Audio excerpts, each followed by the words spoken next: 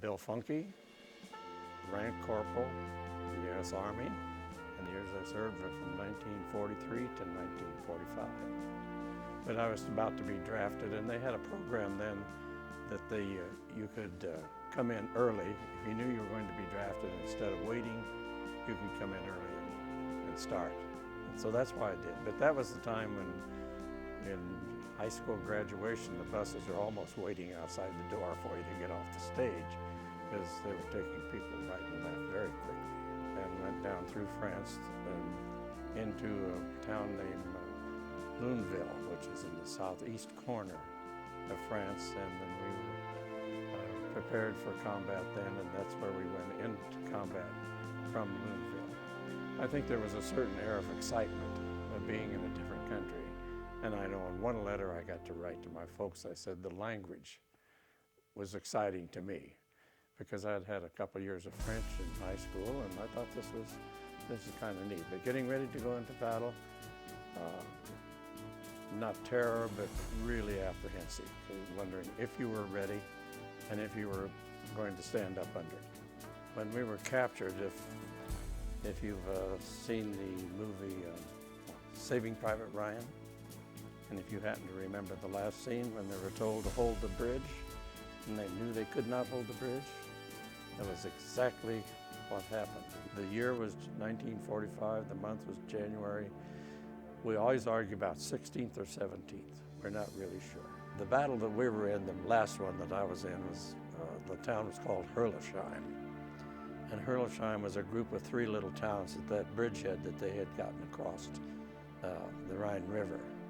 That we had some other people in our division, the 12th Armored Division, who were to hold that and take those towns and drive them back. What went through my mind at that time, I happened to be runner for the battalion commander, and as you may know, the runner is the one it was kind of a lonesome job, and you're trying to find units to bring back together, and if radio communication broke down. And so I knew what was going on. So my emotion was both anxious and eager to do what I had been told by the battalion commander, but also being beside him when he was asked to, he asked the upper echelon to withdraw, and he was told not to withdraw. And we knew exactly what we had gotten into. What we had gotten into was we started out with about 300 men, and we were told that was about what was in this town. We got into the town, and we found out there was a Panzer division, SS Panzer division. And we knew it once we got there, and we knew we had no chance. Maybe 35, 40 men left out of the 300 that had not been either wounded or killed. It was considered the worst POW camp in Germany. And I can't imagine anything being any worse than it was. Well, a prisoner of war camp many times became very boring because there was not a lot to do. Food was very non-existent.